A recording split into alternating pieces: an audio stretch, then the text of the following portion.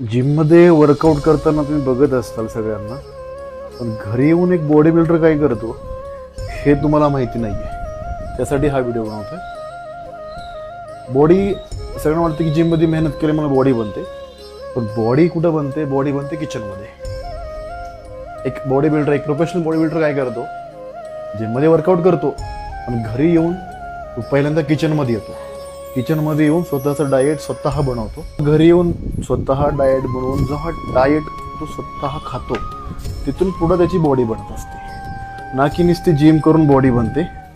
घरी येऊन एफर्ट्स घेऊन तुम्हाला स्वतःचा डाएट स्वतः जोपर्यंत तुम्ही स्वतःचा डाएट स्वतः बनवणार नाहीत तोपर्यंत तुमची बॉडी बनणं अशक्य आहे.